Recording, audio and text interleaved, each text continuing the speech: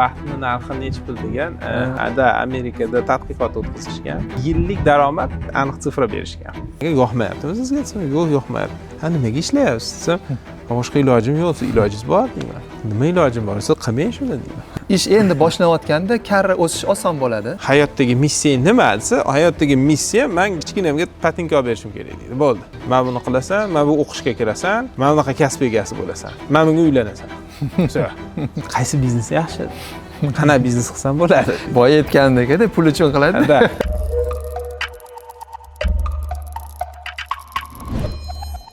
Assalomu alaykum do'stlar. Bugungi videomiz podkast ko'rinishida bo'ladi va noodatiy joyda biz mana uy sharoitida olyapmiz va buni ham sababi bor. Video davomida bilib olasizlar va bugungi mehmonimizni men tanishtirishdan oldin yangicha yo'l o'yladim. Mehmonimizning YouTube kanallari bor va YouTube kanallarini sahifasini sun'iy intellektga berdim. Ya'ni Gemini degan sun'iy intellekt bor. Nega Gemini desanglar, u YouTube bilan birga Google bitta kompaniya. Gemini, Google va YouTube bitta kompaniya bo'lgani uchun ko'proq bilsa kerak dedim va mehmonimizning kanallarini tashladim. Nima deb ayta olasan shu odam haqida to'liq menga ma'lumot ber dedim. Endi har doim tayyorgarlik ko'raman. Odatda videolarni bitta ko'rib tayyorgarlik ko'rinadi, ammo bu yerda qisqa yo'lni o'yladim va balki qiziq bo'lar va mehmonimiz AI, ya'ni sun'iy intellektda javobiga qanchalik qo'shiladi, qanchalik qo'shilmaydi. Xo'p, Azjon Gapparov marketing va biznes strategiyasi sohasida tajribali ekspert. Mutaxassisligi va ekspertizasi nima ekan? U ko'pincha marketing bu faqat reklama emas, balki biznesning poydevori ekanini ta'kidlaydi. Uning yondashuvi biznes navigatsiyasi deb ham ataladi va ularning kompaniyalarining nomi ham biznes navigator ekan. U o'z kontentida tadbirkorlar mikromenejmentdan chiqib masshtablashadigan tizimlar qurishi kerakligini tushuntiradi. Bozor tahlili va krizis menejment bilan ham shug'ullanadi. Qanaqa mavzularda videolar ekanlar? Nega bizneslarning 95% yopilib ketadi? U O'zbekiston va MDHdagi tadbirkorlarning eng ko'p uchraydigan xatolarini tahlil qiladi. Marketologning rolini muhim ekanlar. Zamonaviy marketologlar qanday ko'nikmalarga ega bo'lishi kerakligi va biznes egasi unga vazifani qanday to'g'ri qo'yishi haqida batafsil tushuntiradilar. Odatda ko'pincha yozadi odamlar motivator, bular bunga kirmas ekanlar. Ommaviylik. U yirik biznes kanallarida tez-tez ekspert sifatida qatnashadi va bu esa professional muhitda avtoritetni beradi. Taklif uchun katta rahmat. Haqiqatan meni o'zi birinchi marta eshityapman bunaqa ta'rifni, bunaqa tanishtiruvdi deylik. Bu ta'rifiga qo'shilaman. Ko'p joylarini to'g'ri ta'riflab beribdi. Sun'iy intellekt. O'zim ham agar sal nima deydi? Qo'shimcha qiladigan bo'lsam, o'zim haqimda qisqa gapirib beradigan bo'lsam, men asosan biznes egalari bilan ishlayman. Biznes egalariga biznes muammolarini hal qilishda. Biznes muammolari juda ko'p. Asosiy men yaxshi ko'rgan muammolardan biri bu strategiya. Ya'ni biznes strategiyasini to'g'irlash. Biznes strategiyasini ichida ko'proq urg'u marketing va savdo strategiyasiga ketgan, chunki ko'p yil o'sha yo'nalishda ishlaganman va tizimlash masalalariga ham ba'zida kiraman. Tizimlashtirish, korxonani tizimli boshqaruvni joriy etish masalalari. Asosan mana shu konsalting yo'nalishidaman. To есть asosiy ishim. Bundan tashqari, konsaltingdan tashqari menda bir agentство bor. Biz reklama va kreativ bilan ham shug'ullanamiz. 605 degan agentствоmiz bor. Bu alohida bitta yo'nalishimiz va tadbirkorlarni chuqurroq tushunish, ular bilan tanishish, ularni birlashtirish maqsadida bir klubimiz ham bor. Alliance Business klubi, u yerda ham asoschilaridan biriman. Va 4-chi yo'nalish desam bo'ladi. Men mana shu ishlardan tashqari ba'zida bir treninglar ham berib turaman. Bu ta'lim yo'nalishi desak bo'ladi. Menga har bitta yo'nalishda agar bunday qaraydigan bo'lsangiz, hammasida birlashtiradigan narsa bu tadbirkorlar, biznesda egalar. Men mana shu tadbirkorlar bilan, biznesda egalari bilan bog'liq bo'lgan biron bir mana shu loyihalar hammasida mana shu qatnashaman. Va har kuni qaysidir bir biznesni tahlili bilan o'sha biznesdagi muammolarni yechimini oqtarish bilan bandman. То есть asosiy ishim shu. Bizlar tomoshabinlarimizga aytmadik bugungi mavzuni. O'z aslida mavzu nima? Aynan o'sha tadbirkorlar haqida bo'ladi, ammo endi tadbirkorlarni biznesi ichida emas, biznes ichida ko'p narsa bor, deylik, marketing, savdo, strategiya, xodim boshqarish, juda ham ko'p narsa. O'zimiz ham tadbirkormiz va siz bilan o'zi aslida tanishganimiz yaqinda o'sha boshqa biznes klub bilan, Infactor bilan, siz ham speaker sifatida, men ham speaker sifatida borgan edik Lan Cafe'da. Chet el sayohatida o'sha yerda tanishdik. O'sha sizni darslaringizni ham ko'rdim, zo'r bo'ldi va afsuski meni treningimgacha siz ishlaringiz bor ekan, vaqtliroq ketib qoldingiz. Lekin yo'lda men bularga kitobimizni ham bergandim, hayot balansi degan. Do'stlar, sizlarga zo'r yangiligim bor. Ko'pchilik mana darslarimizda aytamiz, maqsad qo'yinglar desam, odamlar qanday maqsad qo'yishni ham bilishmaydi. Mayli, maqsad qo'yishni ham o'rgatamiz, lekin o'zini hayotida nima maqsadi borligini ham bilmaydi. Shunga hayot balansi degan qo'llanma chiqardik. Buni Uzun marketda bemalol sotib olsanglar bo'ladi. Bu yerda hayot sohalari bor. 8 ta sohasiga bo'lib chiqqanmiz va o'sha sohalar bo'yicha siz raqamlar qo'yasiz, baholar qo'yasiz va natijada shuni to'ldirib bo'lganingizda bir 40 betdan iborat narsa to'ldirib bo'lganingizda o'zingizning aniq maqsadlaringizni bilib olasiz. Kitobchamiz ko'rinishidan o'zi arzimagan narsaga o'xshaydi, lekin bu hayotingizni aniq o'zgartiradi do'stlar. Bitta olib ko'ring va izohlarda natijangizni yozib qoldiring, boshqalarga ham foydali bo'lsin. Shu yerda aynan insonni hayot haqida keltirilganda, ya'ni hayotda sohalar bor. Mana bu yerda men sohalarni kitobimizda yozganmiz. Biznesdan tashqari insonni qamrab oladigan sog'lig'i bor, oilasi, mana moliya, ish, mana biznes deylik, do'stlar, dam olish, shaxsiy rivojlanish va hayot ma'nosi, ya'ni 8 ta sohaga bo'lganmiz va buni ustida ozgina gap bo'ladimi degan niyatda edi. Ya'ni bizani tadbirkorlar qanchalik o'zini hayotini to'g'ri boshqara olyapti, qanchalik mamnun, qanchalik baxtli desa bo'ladi. Mana shu haqida atrofida bo'ladi va birinchi savolim shunaqaki, sizda mana shunaqa holat bo'lib turadimi? Ya'ni tadbirkorda ishxonasini deylik muvaffaqiyatga erishayotgani, ya'ni rivojlanishi tadbirkor o'ziga bog'liq. Ya'ni o'zini hayotidagi ba'zi bir qandaydir muammosi borki, boshqa hayoti, shaxsiy hayotida o'sha ishxonasiga ta'sir qilgan holatini esla olasizmi yo ko'p bo'ladimi, kam bo'ladimi? Endi o'zi aslida taxminan o'zi nechta shu vaqtgacha tadbirkor bilan ishladingiz deylik, taxminan. Taxminan o'zi taxminan aytsam kerak, taxminan 100 dan ortiq. Statistika bo'lish uchun so'radim-da endi 100 ga yaqin tadbirkorlar bilan, menimcha bir yaxshi savol, buni bir hisoblab ko'rishim kerak ekan. O'zi taxminan bir 100 ga yaqin tadbirkorlar bilan ishlaganman. Har xil, ya'ni har xil toifa, ular katta, kichik, ular har xil yoshdagi, har xil sohada, har xil industriyada, har xil soha vakillari. Shunga общий qanaqadir tushunchalar paydo bo'lgan. To'g'ri aytyapsiz. Mana shu tadbirkorni o'zini holati o'sha biznesida aks etadi. Kimda? Asosan kichik va o'rta biznes vakillarida. Misol uchun qancha katta tadbirkor bo'lgan saringiz, aytaylik siz korporativ boshqaruvni joriy etdingiz, u yerda bo'limlar bor, u yerda iyerarxiya slishkim katta bo'lib ketganda va sizni настроениеңiz, ya'ni sizni kayfiyatingiz, sizni yurish turishingiz unchalik biznesga ta'sir qilmay qo'yadi. Nimaga? Chunki siz va oxirgi biznesda amal qiluvchi xodim orasida juda katta nima deydi, yo'l paydo bo'lgan. Ya'ni masofa paydo bo'lgan. Va sizni настроениеңiz unchalik ta'sir qilmaydi. Endi tasavvur qiling, siz kichik biznessiz, siz endi bitta do'kon ochdingiz, siz o'zingiz zakup bilan shug'ullanasiz, siz sotuvchisiz, siz qorovulsiz, siz moliyachisiz, siz marketologsiz, hammasi sizsiz. Ertalab vaqtli turasiz, mashinaga o'tirasiz, narsalarni yuklaysiz, kelasiz, polkaga qo'yasiz, do'konni ochasiz, sotasiz, pulni sanaysiz, mana shu krugovorotda yuraverasiz. Butun biznes sizsiz. Tushunyapsizmi? Soответственно, sizni настроениеңiz yaxshi bo'lsa, biznes yaxshi bo'ladi. Siz kasal bo'lsangiz, biznes to'xtaydi. Bu hali ekstrem, ikkita ekstrem haqida gapiryapmiz. Bittasi umuman ta'sir qilmaydigan, O'ta katta korporatsiya. Bitta do'kon egasi ta'sir qilish o'ta katta. Endi mana shu ikkita ekstremni orasida o'ta ko'p tadbirkorlar turlari bor. Endi siz do'koningiz kattalashdi, sotuvchilaringiz paydo bo'ldi, zakupchigingiz paydo bo'ldi va siz borsiz. Endi ertalab nastroyeningiz yo'q.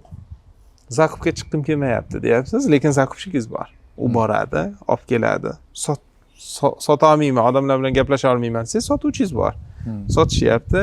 Siz bir amallab biznes yuradi. Yuradi, lekin rivojlanmaydi. Chunki rivojlanish uchun strategik qarorlar berish kerak.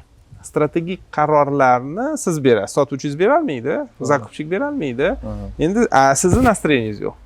Demak, bu yerda ta'sir qiladimi desa, birinchi keys hali sotuvchini o'zi, zakupchikda ham o'zi bitta odam bo'lgan keysga nisbatan bu yerda kamroq ta'sir qiladi, lekin rivojlanish uchun ta'sir qiladi. Bu yerda hayotda qolish uchun ta'sir qiladi. To есть ta'sir doirasi har xil bo'laveradi-da. O'shanga dalchi mana shunday qilib ketaveradi.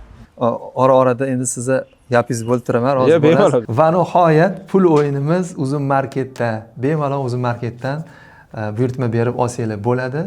Bu o'yin nima haqida desanglar, zerikarli bo'lmagan holatda pul haqida bilib olasiz. Biz bu o'yinni ancha davralarda o'ynadik. Shaxsan men tadbirkorlar bilan ham o'ynab ko'rdim. O'zim xodimlarim bilan ham o'ynab ko'rdim, do'stlarim bilan. Hamma yoqda har xil fikrlar chiqadi, har xil insightlar chiqadi va bu o'yinni bitta o'ynab ko'ring. Do'stlar bilanmi, hamkasblar bilanmi, oila a'zolari bilanmi, o'zingizni va atrofdagilaringizni pul haqidagi ilmi oshganini yaqqol ko'rasiz. Xo'p, mana endi o'sha joyga keldik. Deylik, o'sha kayfiyatiga ta'sir qiladigan holatlar mana sizda praktikalarda bo'lganmi? Ya'ni siz deylik o'sha o'rta biznes, ya'ni keldi sizga konsultatsiyada bu yerda va siz tahlil qilsangiz, o'zi shaxsiy hayoti tarafga o'tasizlarmi yoki faqat biznes ichida yurasizlarmi? Ya'ni biznes egasini o'zini holatini bilishga harakat qilasizmi? O'zi bo'lgan bir qanday keys ham bersangiz yaxshi bo'ladi. Odatda men shaxsiy hayotiga kirmayman. Chunki shaxsiy hayotga kirish uchun uni mutaxassis bo'lish kerak. Ya'ni psixologiyadan bir tushunchalari bo'lish kerak. Uni qaysidir shaxsiy muammolarini, misol uchun uni kayfiyati yo'q, nima uchun?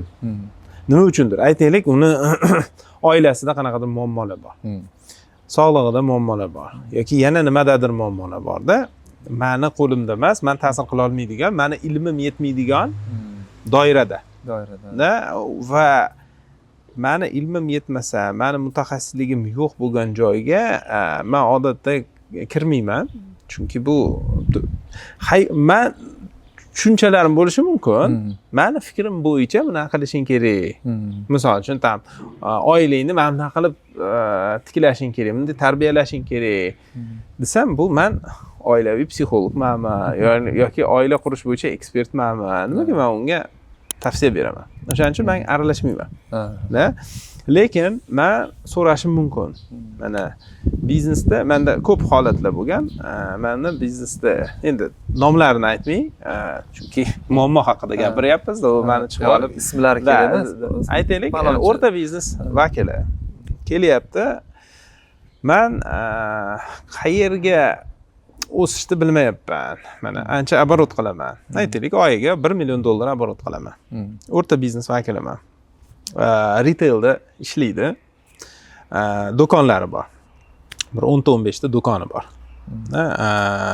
Mahsulotlar sotadi, har xil turdagi mahsulotlar sotadi. Ancha oyoqqa turib oldi. $1 million yaqin оборот qiladi. Va bu обороtim 1-2 yildan beri uncha o'zgarmayapti. $1 million oyigami, yiligami? Oyiga. Da. Oyiga $1 million va u aytayapti, shu o'stira olmayapman. Nimaga o'stira olmayapsiz? Menimcha shu strategiyada problema bo'lsa kerak yoki puldami, xodimlardami, nimadadir deyapti, oqtaryapti. Keyin sekin gaplashyapmiz. Xo'p, xodimlaringiz qanaqa? Xodimlarni gapirib beryapti, strategiyasini gapirib beryapti, hamma narsani gapirib beryapti, вроде бы yaxshi. Keyin men aytyapman, xo'p, sizga qancha оборот bo'lgan yaxshi? Qaysi natijalarga erishmoqchisiz? Mana zo'r bo'lsa nima bo'lardi? Bilmadim. Shu bundan yaxshiroq bo'lsa yaxshi bo'lardi. U bundan yaxshiroq bu nima desam, aniq kriteriy yo'q, javob yo'q. Nimaga? Chunki o'zi bilmaydi nima xohlayotganini. O'zi qaysidir nimaga tupikka kirib qolgan. Dalchi nima xohlashini bilmaydi. Nimaga? Chunki bir necha yildan beri o'sha оборот, endi условно оборот aytyapman, $1 million deb, u 300 ming bo'lishi mumkin, 500 ming bo'lishi mumkin. No, yaxshi hayot uchun yetarli daromad topyapti. U oldin unchalik yaxshi topmas edi. Uy joy qildi, mashina oldi, dunyo kezdi. Xullas, oldin orzu qilgan narsalari bor edi-da, orzularga erishdi. Dalshi nima desa, dalshi orzu yo'q. Chunki bor orzusi bir materialistik dunyo bilan bog'liq bo'lganda, ularga erishdi, unga tez erishib oldi. Endi nima qilaman desa, endi bilmayman deyapti. Va mana shu maqsad yo'qligi uni ichki depressiyaga solyapti. U nima xohlashini bilmayapti. Har kuni ishga nima uchun borayotganini tushunmayapti. Buni biznes tilida missiya deydi. Missiyasi, o'zi biznesning missiyasi nima? O'rta vakil bo'lgani uchun u o'sha biznesning ichida o'zi yuribdi, o'zi asosiy figura biznesda. U muhim inson. Agar uni настроенияsi как раз таки tushkun holatda bo'lsa, u maqsadlar qo'ymasa, u hammani davay deb turib motivatsiya qilmasa, korxonada ko'p xodimlari hali yo'nalishni yo'qotib qo'yishyapti. Shuning uchun bu holatda aytyapman, yo'q, sizda problema strategiyada emas. Sizda muammo maqsadni belgilab olmaganingizda. Nima xohlayotganingizni, o'zingiz nima xohlayotganini bilmayapsiz. Men sizda nima xohlayapsiz desam, bundan yaxshiroq holat bo'lsa yaxshi edi deyapsiz. Bu maqsad emas. Siz ayting, qancha moliya nuqtai nazaridan qaysi maqsadingiz bor? Xodimlar nuqtai nazaridan qanaqa maqsadingiz bor? O'sha moliyani topib turib, nima uchun topmoqchisiz? Nima qilasiz u pul bilan keyinchalik? Ba'zilar aytadi, men nomer 1 bo'lmoqchiman deydi. Xo'p, nomer 1 bo'lib nima qilasiz? Nima beradi sizga?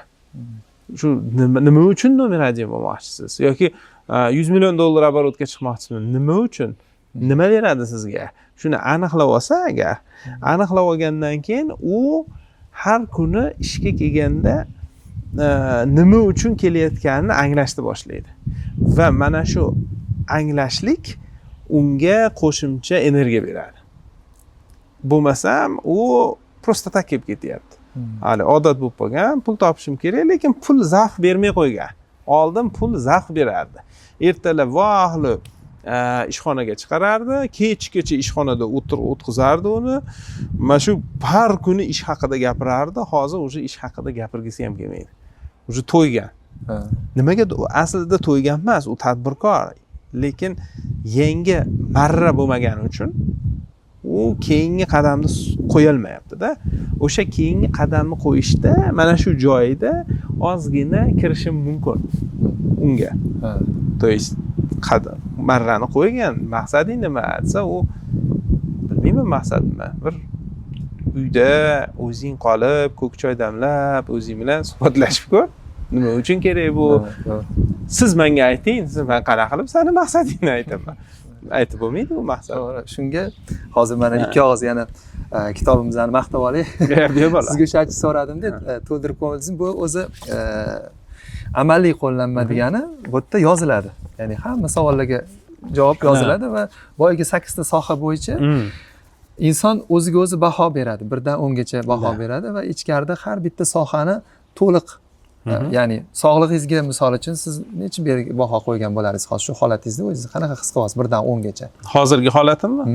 1 dan 10 gacha menimcha bir 7 qo'ygan bo'lardim. 7 qo'ygan bo'lasiz. Endi o'sha 7 ni qaysi parametrga asoslanib qo'yapsiz 7 deb? 7 parametr, bitta parametr menimcha oldinga yoshlikdagi sog'lig'im bilan solishtiryapman. Oldin 8 bo'lgan. Va oldin yo'q, oldin misol uchun men aytaylik 6-7 soat uxlasam bodriy turardim. Hozir 8 soat uxlasam ham bodriy turmayapman. Скорее всего, hali charchayapman deyman. Tam energiya tez tugab qolyapti. Balki yosh bilan bog'liqdir. Oldin sport zalga постоянно borar edim. Oldin kasal bo'lsam tez tuzalardi. Shunga o'xshagan bir parametrlar. U mana umumiyda odam. Da, в целом yaxshi, oldin yaxshiroq edi degan. Shunaqa. Bu yerda biz nima qilganmiz? 5 taga bo'lib yuborganman har bitta sohani. Mana sog'liqni aniqlash uchun sizni zo'rligingiz, uyqungizga baho alohida qo'yasiz. Jismoniy faolligingizga, taomlanishingizga, muhim taomlanish bilasiz. Biz ko'p ovqat yeyoramizki, ya'ni go'shtli, har xil noto'g'ri ovqatlanishlar bizani energiyamizni tushirishga olib keladi. Ruhiy holat ham juda ham ta'sir qiladi. Ya'ni biz qanchalik asabiylashib turamiz. Va doktorga qanchalik vaqtida boramiz. Mana shu 5 ta narsa bizani umumiy mana har bitta aytganimga birdan 10 gacha qo'yasizlik, o'rtachasini chiqarasiz. Va shunda sog'lig'ingiz chiqadi. Boshqa sohada oilada misol uchun ota-ona bilan munosabat, ayol kishi ya'ni turmush o'rtog'ingiz bilan munosabat, farzandlar bilan, keyin ular bilan qanchalik ko'p o'tkazish vaqt. Mana shular haqida tahlil bo'lib, oxiri mana shu kitob nimaga olib keladi desangiz, check-up, ya'ni biz o'zimizdan sog'lig'imizdan check-up qilganda, hayotimizni tekshirib olamizda, past baho qo'ygan joylarimiz demak muammoli joylar. O'shalar bizga ya'ni ozgina baxtsiz bo'lishimizga sabab bo'layotgan bo'lishi mumkin va shu joyda maqsad qo'ya olamiz. Ya'ni bu kitob shu bilan tugaydiki, maqsad qo'yish bilan tugaydi oxirida. Mana siz aytganingizdek odamlar maqsad qo'ya olmaydi deganingizga mana shunaqa bitta instrument bor, mabodo qo'yishni bilmasa. Endi shu joyda bitta yana savolim bor.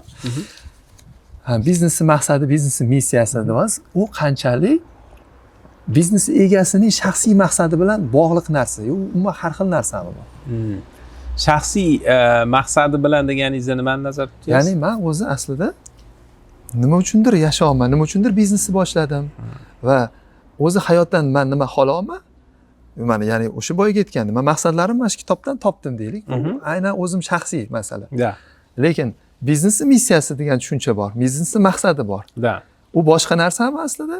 Odamning o'zi shaxsiy maqsadidan ko'ra. Bu yerda bitta narsani bo'lmasam bunday chegara qo'yib olishimiz kerak yoki ta'rif berib ketishimiz kerak. Biznes bilan shug'ullanadigan odam bilan oddiy odamni farqi bormi, yo'qmi? Deylik. Chunki odamlarni shaxsiy maqsadi bilan biznesning egasini shaxsiy maqsadi desak, chunki tadbirkorlar bu unaqa ko'p sonli odamlar emas. Aytaylik bir jamiyatda o'zida bo'lsa bir 5%dir. Balki biznesda egalari tadbirkorlik bilan shug'ullanadiganlar. Ya'ni ular riskka kirib, mana shu qaysidir biznesni boshlab va mana shu biznesdan odatda zavq oladigan insonlar. Ya'ni shaxsiy maqsadi deganda nima u? Mana ko'chaga chiqdim, biznesni qilyapman, keyin uyga kelsam, uyda shaxsiy maqsadim bor. Shu uydan chiqsam, ishxonaga borsam, keyin biznesning maqsadi boshlanadimi? Desa, yo'q, tadbirkor unaqa odam emas. U uyga kelsa ham biznesini o'ylaydi. To есть uni shaxsiy maqsad va biznes maqsadi degan chegara yo'q. U maqsadni qo'ygan. Ba'zilari o'ta ambitsiyoznilar dunyoni o'zgartiraman degan maqsad qo'yadi. Men dunyoni o'zgartiraman deydi. Men jamiyatga qanaqadir foydali bir yangilik olib kiraman. Men kambag'allikni yo'qotaman. Men ummatni qutqaraman. Men yana nimadir qilaman. Men shu mahallamni zo'r qilib yuboraman degan qanaqadir maqsadlar qo'yadi. Hammada har xil. Yoki oilasidan boshlaydi. Odatda shu oilamda uy olib beraman deydi. Keyin shu sekin-sekin o'zi, oilasi, keyin mahallasi, davlati, dunyoni qutqaraman degan bir ambitsiyalar bilan kiradi. Va bu mana shu yo'lda uni shaxsiy va biznes maqsadi deyarli birlashib ketadi. Demak, bog'liqda baribir. Bir-biriga 100% bog'liq. Agar yo'q, men biznesim boshqa, hayotdagi maqsadlarim boshqa deydigan bo'lsa, u tadbirkor emas. U biznes egasi emas. Endi bu mana shu ozgina bahs qilmoqchiman siz bilan. Ko'pincha insonlar biznes boshlayotganda baribir, ya'ni men deylik 20 necha yoshimda boshladim deylik. u hali qanchalik o'zi hayot ma'nosini tushunadi, qanchalik dunyoni o'zgartiraman deydi. Aslida baribir biznes meni fikrimcha puldan boshlanadi-da. Ya'ni biznes deylik Kiyosaki'da 4 xil yo'lni bergan bo'lsa pul topishi. Biznes tezroqda. Ya'ni qayerqadir xodim bo'lib kirish bor, o'zingizga o'zingiz ishlash bor va biznes qilish bor. Va aytishadiki, ya'ni biznes orqali yo'lni tanlasang, bu pul topishning tezroq usuli. Ya'ni ko'proq pul topishning tezroq usuli. Va baribir o'ylaymanki, menda fikrim, menda shunaqa bo'lgan. Ya'ni men biznes boshlaganimda, endi bizda to'g'rida endi biz 2003-institut bitirgan bo'lsam, ozgina mutaxassisligim bo'yicha finans institutini bitirganman, moliya institutini va bankda ishlaganman. 3 yil ishlab, davlat ishi meniki emas ekan deb ko'chaga chiqib, istalgan ish qilib ketaverardim. Pul kelsa bo'ldi. Ya'ni pulda maqsadda. Va esingizda bo'lsa, siz bilan biz birinchi tanishganimiz fikr yetakchilari bilan borgandik tog' safarga. O'sha yerda Ermakka egalari Valjon aka allaqalarda qolmidingiz, ketmamdingiz siz? Yo'q, ishlaydi. O'shanda savol berishdi. Valjon aka, mana siz biznes qildingiz, muvaffaqiyatli biznes qildingiz va hozir shunaqa holatdasizki, ko'proq mana yaxshi narsalar qilgingiz kelyapti. Lekin o'zi biznesdan maqsad nima degan savol berishganda, ular aytdilarki, boshida baribir pul bo'ladi dedilar. Biznesni boshlaysiz, ishlaydi, zo'r bo'ladi, pul topasiz, keyin pul topganingizdan keyin ma'no paydo bo'ladi, ma'noni o'sha qilib ketaverasiz. Va shu hozir men ko'proq bizani mahsulotlar ko'proq ommaga chiqsin, dunyoga chiqaylik, sifatli narsa bilan hammani ta'minlaylik dedilar. Va shu narsa menga qiziq bo'ldi, shu javoblarida. Va shunaqa deb o'yladim, ya'ni biznes pul uchun. Men har doim shuning uchun qilganman. Balki shuning uchun menda o'rtada krizisga o'xshagan narsa bo'ldi. Ya'ni Yaponiyada ikigai deydi-ku, ikigai hayot kasbi deydi insonni. Hayot kasbim, meni biznesim xabaringiz bor, sabzavotlarni biz supermarketlarga va xo'rikka, restoranlarga beramiz. Yaxshi, zo'r ish. Lekin qaysidir etapga kelganda maza qilmay qo'ydim o'sha biznesimdan va strategiyalar ham qo'ygim kelmay qoldi. Bilmadim, balki ikkinchi masala o'stira olmagandirman. Balki sizni oldingizga borishim kerakdir. Menda shunaqa xayol bo'laveradi. Yo o'stira olmagan, yo ishimni topa olmadim va o'rtada mana hozir bir ancha yil bo'lib qoldi.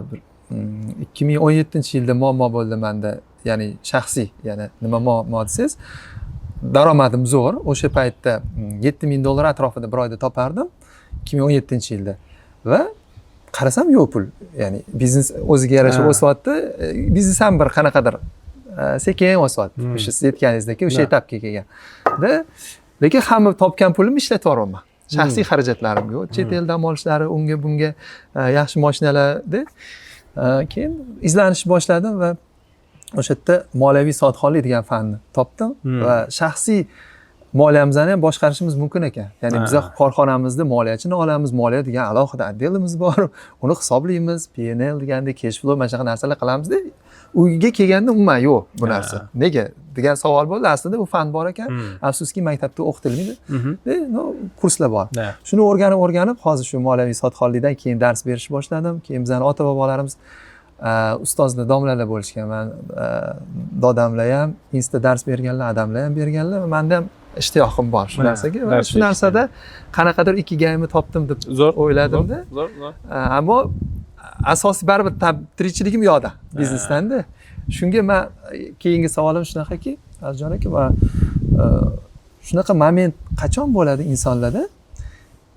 O'zi aslida nafsimiz shunaqaki, pul hech qachon ko'p bo'lmaydi. Yetmaydi hech qachon.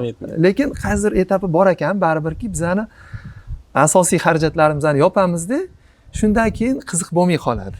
Siz aytganingizdek, bilmay qolamizda, nima holatganimizni. Aytgan to'y ham qildim, mashinani ham, uyni ham soldim-da, chet elda ham deyarli hamma yoqda bo'ldim-da.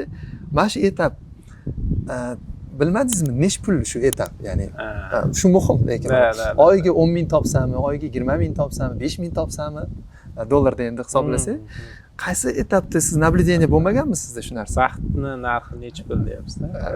Balki zo'r tarjima qildingiz, men unaqa o'ylab ko'rmagan ekanman. Yo'q, bunaqa statya bo'lgan. Baxtni narxi necha pul degan, how much is the happiness degan.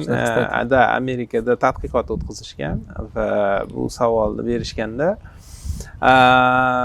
hozir aniq esimda yo'q, no yillik daromad bir taxminan bir 50-60 ming dollar atrofida chiqqan. То есть aniq sifra berishgan. 50-60 ming dollar o'sha paytda men bir 10 yillik narsani aytyapman. Bu qaysi daromad? Bu qaysidir korxonada o'rta zvinodagi mid management pozitsiyasida ishlaydigan xodimlar eng baxtli deb topilgan. Nimaga? Chunki endi ishga kirganlar oyligi o'ta past, ishni o'ta ko'p qiladi va ertalabdan kechgacha ofisda o'tirish kerak, u isbotlash kerak. Hali o'shda qolishga loyiqligini isbotlash kerak. U juda ko'p qora ishni qiladi. Amerikada ham любой yaxshi nimalarda. Ko'chada agar restoranda, u yoq bu yoqda dostavkada ishlasa, endi doimiy yomon ishda, u o'shaning uchun oyligi past.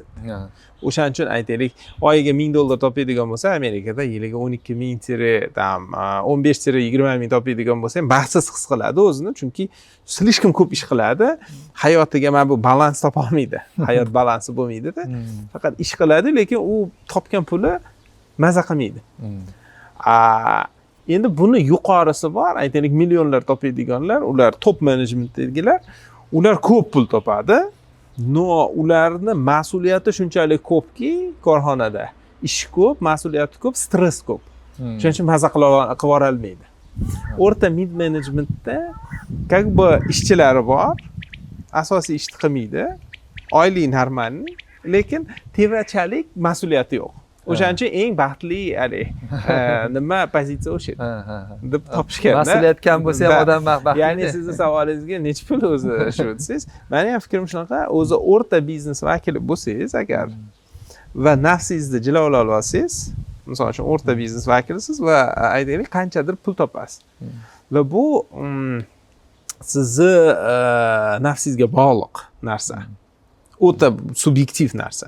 Siz aytaylik $1000 topib baxtli yashashingiz mumkin, $10,000 topib baxtsiz yashashingiz mumkin. Chunki sizni holatingizga biz endi o'rtachani olaylik. O'rtacha oila va o'rtacha inson. Endi bu subyektiv-ku, men shuncha aytolmadim, sizni tajribangizda deylik, ya'ni 100 ta tadbirkor bilan ishlagan bo'lsangiz, bironta tadbirkor $1000 ga rozi bo'lmasa kerak O'zbekistonda deb o'ylayman. Yo'q, tadbirkor bo'lgani uchun ham kam pulga rozi bo'lmaydi. Tadbirkor endi haligi gapingizga undan oldin aytdingiz-ku, Valjon aka boshida hamma pulga boshlaydi deb, o'zi sizni ham fikrim shunaqa dedingiz. Men qo'shilaman bu fikrga. Har bitta yosh, ayniqsa yoki boshlang'ich, u yosh bo'lmasligi mumkin, boshlang'ich tadbirkor endi biznesni boshlaganda u pulni deb emas, men pulni deb boshlaydiganlar ham bordir, lekin pulni o'zi kerak emas-da odamga. Misol uchun kimdir men pul topaman, pul uchun boshladim demaydi-yu. Men uy olmoqchiman deb boshlashi mumkin. Tushunyapsizmi? Mashina olmoqchiman, to'y qilmoqchiman, chet elga bormoqchiman degan qanaqadir maqsadlar bor. Ya'ni o'shalib, ya'ni moliyaviy ehtiyojda, ya'ni maqsadim pul yig'ish emas-da. Yig'ish emas, mayli, shu topish va uni ehtiyojlarimga sarflash. Ya'ni aytmoqchimanki, qaysidir maqsadi bor. Va boshida o'shaning uchun ham juda ko'p bizneslar zo'r o'xshaydi. Nimaga? Chunki maqsadi chotki, aniq, missiyasi bor.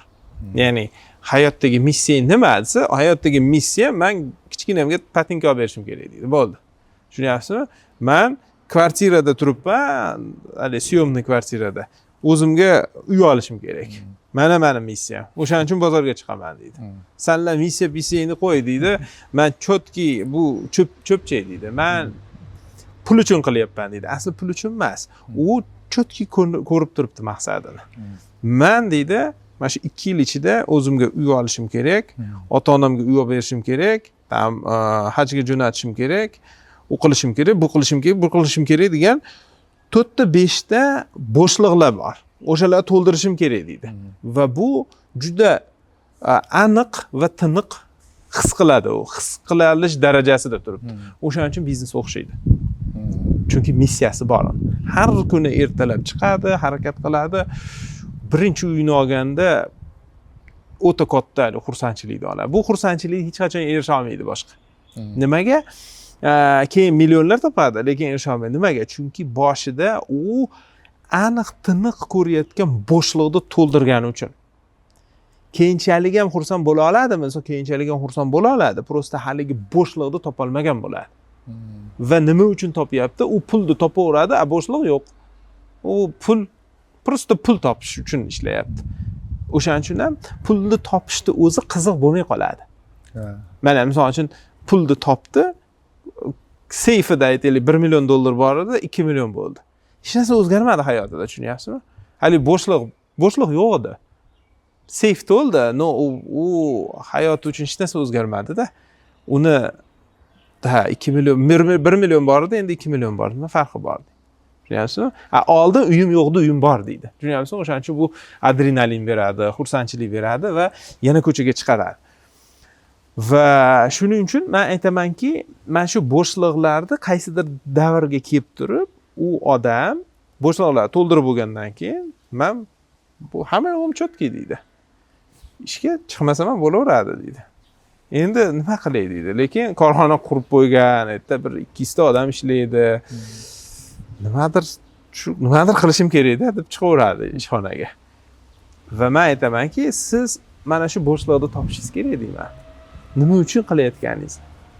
U aytishi mumkin o'ziga 200 ta odam nima, bir men 1000 ta odammi nima qilishim kerak edi. Men bitta tadbirkor, yana bitta misol kelib qoldi, hozir hayolimga esimga tushib qoldi.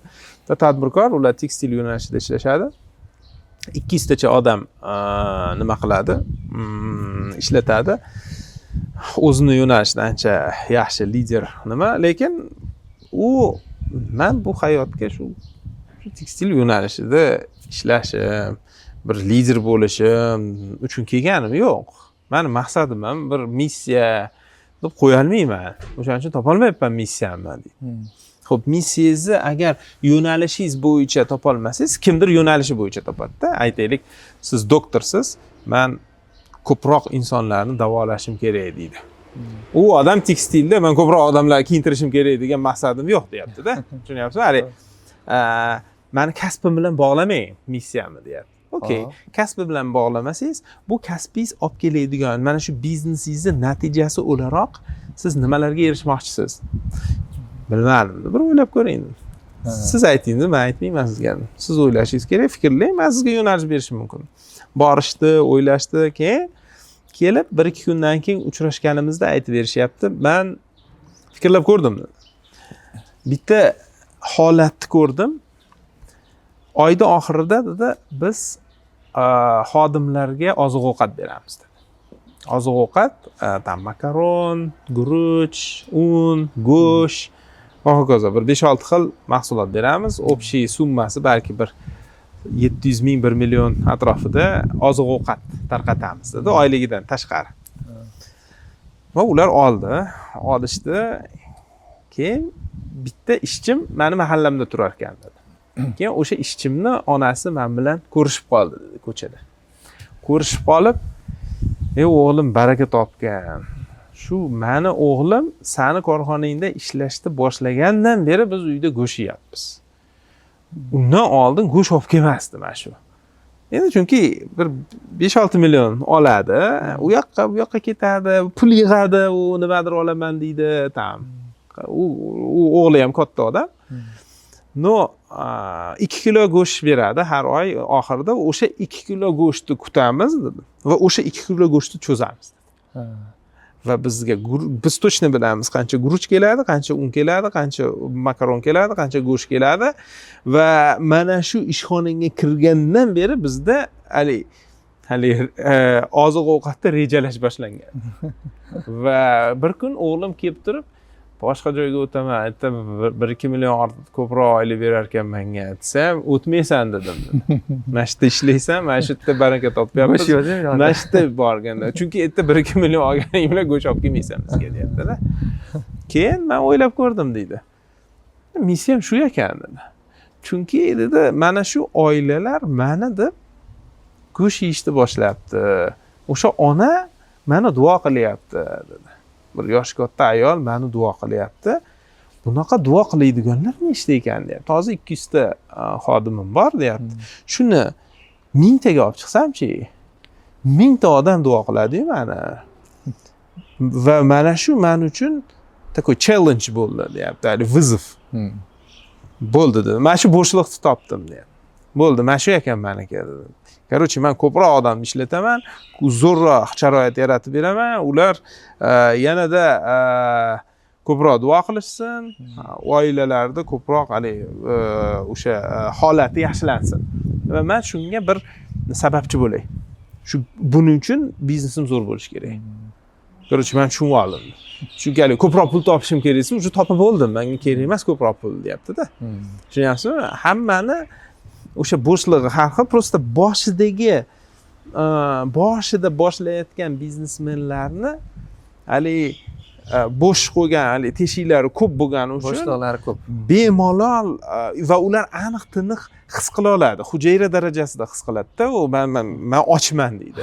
То есть такой ochlik bor unda. Muammolari aniqda ular. Da, aniq bor. O'shaning uchun ular oson boshla oladi va qaysidir qiyinchilik bo'lsa, dalshi yana tirishaveradi. Har kuni ertalabdan kechgacha ishlaydi. Va qaysidir darajaga kelganda u yangi o'sha maqsadlarni, yangi bo'shliqlarni topish kerak. Va bu bo'shliq har doim bo'ladi, hayotining oxirigacha bo'ladi. O'shada, ya'ni bo'ladi bo'shliq.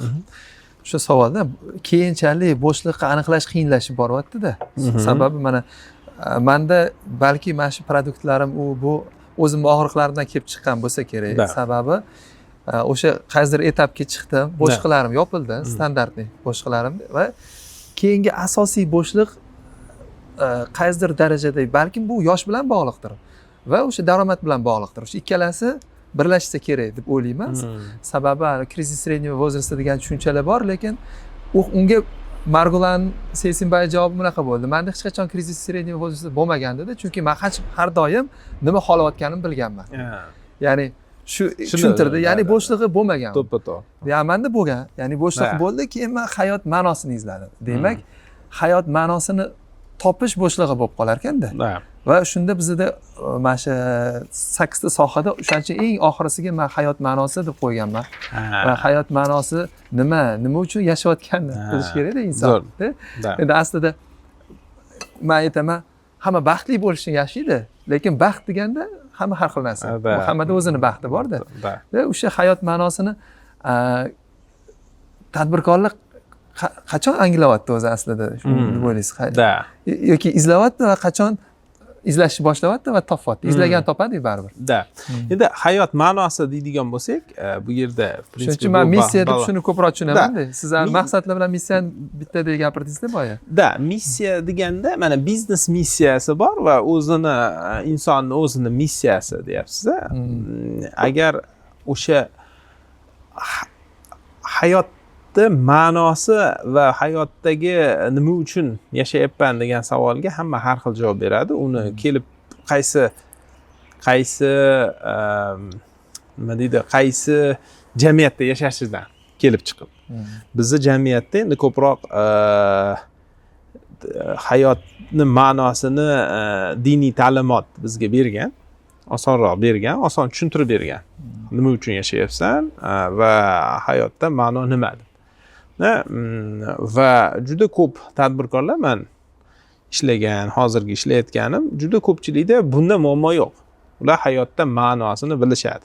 Nima uchun yashayotganini va bu hayotda nimalarga e'tibor berib yashash kerakligini ular anglab yashashadi. Ular tadbirkorlik bilan shug'ullanganligi uchun o'rta кризис среднего возраста deysiz, krizis sredнего biznesa deyman. Qaysidir joyga kelib qolganda уже hamma yo'q to'lgan, hayotida o'sha korxonasida hamma yo'q yaxshi, qanaqadir muammo kerakda ularga. Va ular tadbirkor bo'lgani uchun boshqacha fikrlaydi-da, ular boshqa oddiy odamlardan. Ular riskka kira oladi, ularga yangilik kerak, qanaqadir qiyinchiliklar, ularga adrenalin yetishmaydi. O'shaning uchun tadbirkor bo'lgan. Va shu endi ularga hamma yo'q sokinlik bo'lib qoldi-da, hayotda maqsadi bor. U bilyapti nima uchun yashayotganini. O'sha nima deydi, o'sha qadriyatlarini qattiq ushlab yashayapti, lekin zerikib qolyapti. Tushunyapsizmi? Biznesga kirgisi kelmayapti, chiqqisi kelmayapti, ishxonasiga borgisi kelmayapti. Nimaga? Chunki ishxonasidan nimaga erishish bo'yicha maqsad ko'ra olmayapti-da. O'shaning uchun mana shu maqsad paydo bo'lgandan keyin ma'no paydo bo'lyapti unda. Biznes qilishdan ma'no. O'sha shu nuqtai nazardan gapiryapman. Именно mana shu yerda krizis keladi ularda. Va oddiy odamlarga, misol uchun, hayot ma'nosini topish deydigan bo'lsa, topish kerak. No, hayot ma'nosi mana uchun shaxsan biz hayotdan ma'no desangiz, bu 8-punkt bu yerdagi boshqa punktlar bilan bog'liq bo'lgan punkt-da. Albatta. O'zi umuman hammasi bir-biriga bog'liq. Hammasi o'rtada inson turibdi o'zi aslida. Mana shuni atrofidagi hamma narsa-da. Hayotimizda. U как бы hayot ma'nosi nima desa, aytaylik, bizda diniy ta'limotda ibodat deydigan bo'lsa, u ibodat qachon desa, shu 5 mahal ibodat bor. Nafaqat u ishlashimiz, do'stlar bilan gaplashishimiz yoki pulimizni sarflashimiz, oilamiz bilan bo'lishimiz, bular hammasi kirib ketadi-da. Kiradi. Tushunyapsiz? Va uni как бы alohida 3 dan 5 gacha ibodat, undan keyin ibodat yo'q deya olmaymiz-da. To есть bu bitta narsa demoqchiman. O'shaning uchun buni alohida shkalada ko'rish sal qiyinroq. Endi menda mana bunaqa fikr bor. Albatta biz hammamiz musulmonmiz va asosiy qoidalarimiz shariat qoidasidan kelib chiqadi. Va ibodat bo'lish uchun deydi ulamolar, har kuni qilayotgan ishimizni chegaradan chiqmasdan qilsak, ya'ni Alloh taoloning aytgan chegaralari bor, noto'g'ri ishlarni qilmasdan to'g'ri qilib qilsak, bu mana ibodatga aylanadi deyishgan. Xo'p, endi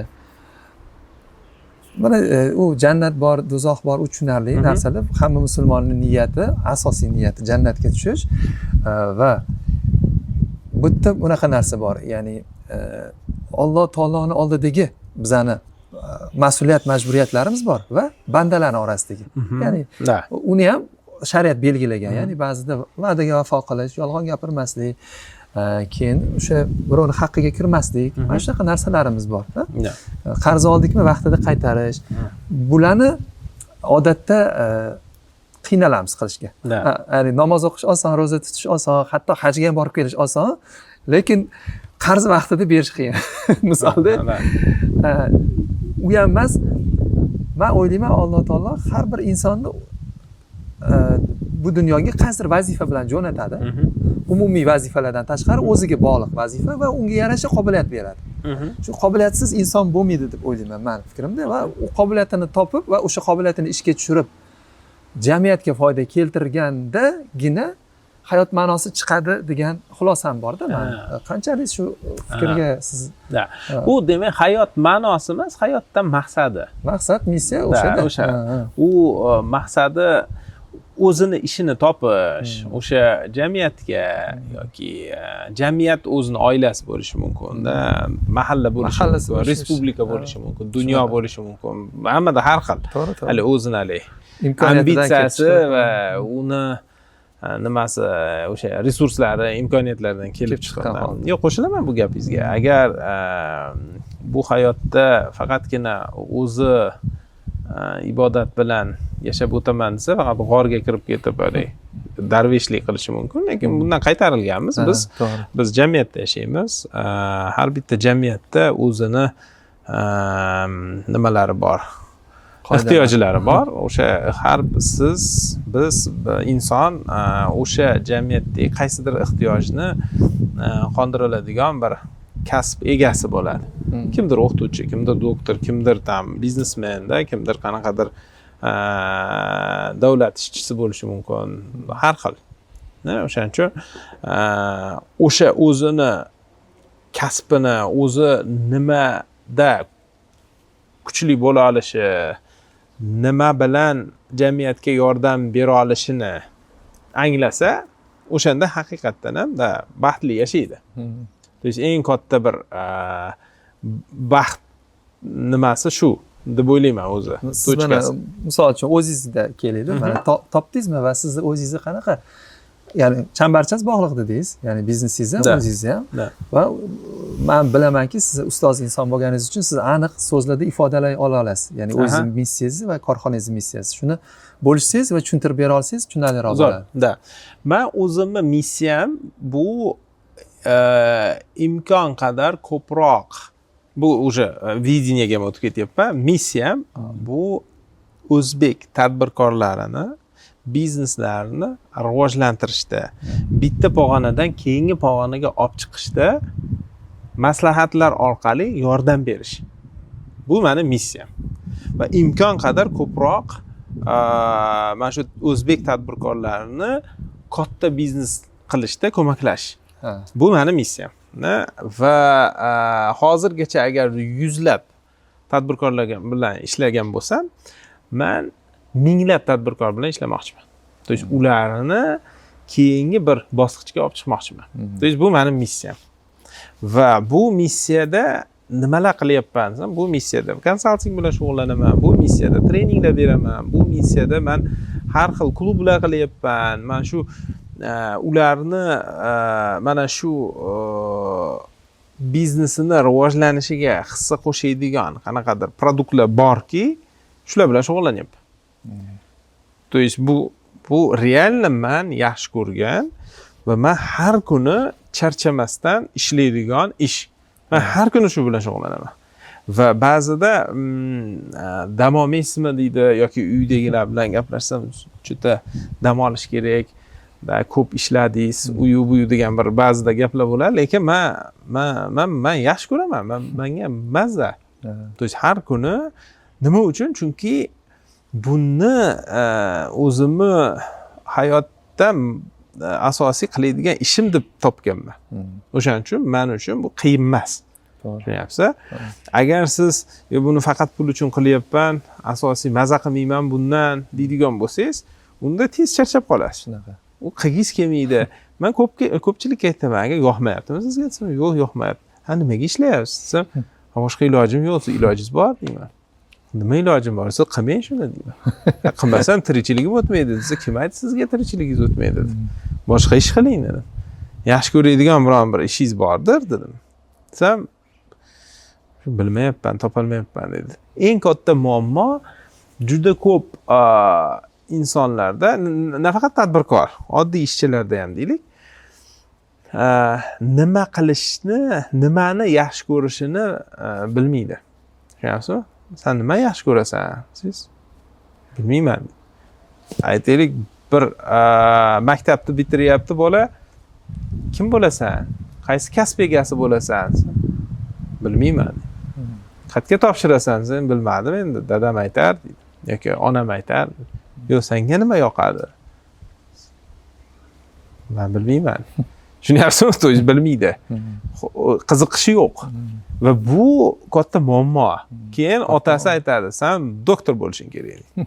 Okey dedi. Uning uchun nima qilaydi? Sen biologiya bilan kimiyani o'qi dedi. Keyin u hali o'tirib olib biologiya kimiyani o'qiydi. Agar haqiqatan ichidan doktorlikka moyilligi bo'lsa, xo'p, yaxshi. Lekin moyilligi yo'q bo'lsa, u xohlamasa faqat ota-onasi aytgani uchun qilgan bo'lsa, undan yaxshi doktor chiqmaydi. Keyin u butun umr doktorlikni yomon ko'rib ishga borib keladi. Va o'zi asli undan so'rashimiz kerak edi. Sen kim bo'lmoqchisan? Nima xohlaysan? Ichingdan nimaga qiziqasan? Qiziqishini topish kerak. O'shaning uchun yosh bolalarni yoshligidan o'zi xohlagan, o'zi qiziqqan bir yo'nalishlarga bir yo'naltirish kerak-da. Ota-onaning ishi shu. Sen topgin, sen nimaga qiziqasan? Chunki sen hozir topib olmasang, ertaga jamiyatga sen hali nima deydi? Inglizda burden deydi. U hali ortiqcha yuk bo'lasan.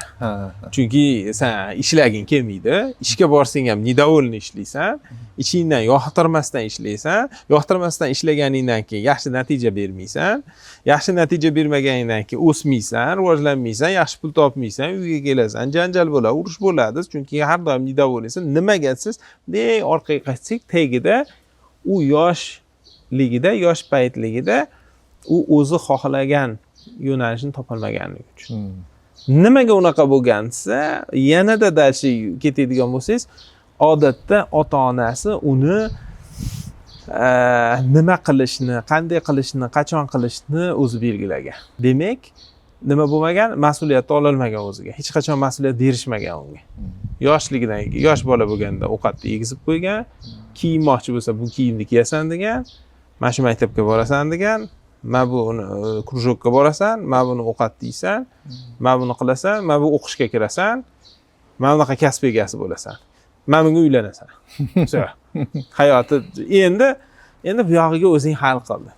O qanaqa qilib hal qiladi? Butun umr uni o'rniga hal qilgani. Shunaqa. Ba'zi insonlar o'sha qaraymanda qaror qabul qila olmaydi. Sababi shu ekanda, ya'ni uni o'rniga doim kimdir qaror qabul qilganda. Bu jamiyatning muammosi. Jamiyat. U mana shunaqa mustaqil fikrla olmaydi va mas'uliyat ola olmaydi. Agar mas'uliyat ola olmayaptimi, u ertaga misol uchun sen kim bo'lmoqchisan desa, bu katta mas'uliyatda. Men kelajakda injener bo'lmoqchiman deya olish bu mas'uliyat. Undan ko'ra siz hal qilib qo'ying deyish bu mas'uliyatni olmaslik. Endi biznes qilmoqchiman deydi. Ba'zilar keladi, aka siz biznesmenlarning ichida ko'p yurasiz-ku, qaysi biznes yaxshi? Qanaqa biznes qilsam bo'ladi? Boya aytgandek-da, pul uchun qiladi. Qaysi biznes qilsam yaxshi deydi. Men aytaman, siz nimaga qiziqasiz? Nima ahamiyati bor deydi. Pul qayerda bo'lsa shunga qiziqaman. Qayerda pul bo'lsa o'shda qiziqaman. Yo'q, unaqa bo'lmaydi, chunki u pulni tez topib qo'yasiz deyman. Topib olavering keyin o'ylayman. Yo'q. Siz hozir pulni topasiz, bir amallaysiz, chunki pulga qiziqib turibsiz, keyin uje qiziqmay qo'yasiz. Siz qiziqishingizni toping, sizda shuna shans turibdi, hozir ham qiziqadigan yo'nalishni toping. Mayli, ja qiziqishingizni topa olmasangiz ham yomon ko'rmaydigan yo'nalishga kiring deyman, hatto hali ekstremlarda olamizda yaxshi ko'radigan ish bor, yomon ko'radigan ish bor. O'rtasida neytral, yaxshi emas, yomon emas va o'rtadan yaxshi ko'rish tarafi bor. Atrezak. Yaxshi ko'radigan bilan neytral. Hatto bu shetdan toping bironta. Spiska qilib oling-da, men shu ishlarni qilaman deydi. Keyin ikkinchisi, mana shu spiskadan, mana shu ishlardan qaysi birida bozor katta, qaysi biri o'syapti, qaysi birida sal aqlim yetadi, qaysi birida o'qitim bor deydi. O'zi bitta ikkita qoladi xolos. O'shanga fokus qiling. Ha, yaxshi deydi, ketadi, bilmayman, qaytib kelmaydi-ku. Xullas, hozir qarasam, missiyalarimiz sizniki bilan yaqin ekan. Men faqat boshqa narsani o'rgataman, siz boshqalar, ya'ni siz biznesni rivojlantirish orqali bo'lsa, menda ko'proq shaxsni rivojlantirish orqali. Shuning uchun mabodo sizga topa olmayotgan odamlar bo'lsa, bizga jo'nataverasiz. Bo'ldi, jo'natamiz. Xolasi bir nastroyka qilib beramizda. Mana shunaqa savollarni kollaboratsiya bizdan beramiz. O'sha ikigai deganda bilasiz buni, 4 ta shartga javob berish kerak, ya'ni yaxshi ko'rgan narsasi qo'ldan kelishi insonlarga kerak va insonlar pul berishga tayyor. Mana shu 4 tasi mujassam bo'lsa, ikigai deydi va siz aytganingizdek inson charchamaydi. Charchamaydi degani mashhur gap bordi-ku. Bu ish emas, agar mani yaxshi ko'rgan ishim bo'lsa, ya'ni u ishga qaramaydi unga. Hobbini topib olganda, ishga bormaganda bo'ladi. Xuddi shunaqa mashhur gap bor-ku. Biror kun ham ishlamaysiz. Ya'ni shunaqa narsa ustida ishlayman men. Ya'ni bundan oldin biz moliyaviy soatxonlikdan men boshlagan edim, dars berishdan, ta'limotda. Lekin shogirdlarda shu bitta muammoni ko'rdimki, hamma ilmni oldi, ammo qo'llamayapti hayotda. Nega degan savollar berdimda va bildimki, hayotidagi boshqa sohalari xalaqit qilar ekanda bu narsaga. Deylik, shaxsiy rivojlanish. Men aytdim, pulni boshqar. Boshqarishni bunaqa qilasan, xarajatlaringni optimizatsiya qilasan, investitsiyalarni izlaysan, daromaddan qanchadir qismini o'sha investitsiyaga yo'naltirasan, daromadni oshirish yo'llari bunaqa deymanda. Qilmaydiki, chunki shaxsiy rivojlanishga tayyor emas-da u inson. O'zgarishga tayyor. O'zgarishga tayyor. Transformatsiya kerak unga. Boya siz bilan sahna ortida gaplashganmiz. Demak, transformatsiya qilish kerak ekan inson. Ya'ni bizning moliyaviy soatxonlik fanimiz bir torroq sohada. Aynan o'sha muammosi bo'lsa, kesin muammo emas. Lekin baribir xalq bo'lmasa, bilgani bilan. Bildim, qila olmayapman. Demak, boshqa problema. To'g'ri, sog'lig'ida ham bo'lishi mumkin. Ya'ni asabi joyida emas insonlarda yoki oilasida. Hali nida aytava. Oilada muammo bo'lsa, endi har xil holat bo'ladi hammada. Shuning uchun shuni yo'nalishga hozir o'tganman, ya'ni shaxsiy rivojlanishga va menda ham shu missiya ham shuki, insonlarni avval hammasini, ya'ni O'zbekiston aholisini moliyaviy sotqin qilish edi. Endi hozir ko'proq g'alati eshitilishi mumkin, baxtli qilish. Ya'ni baxtli o'sha har xil. Ya'ni rivoj shaxsiy hayotidan rozi, umuman hayotidan rozi bo'lish, hayotini topish, biznesi nima uchun ishlayotganini bilish. Shuning uchun bugun sizni qiynadim shu savollar bilan aslida. Zo'r.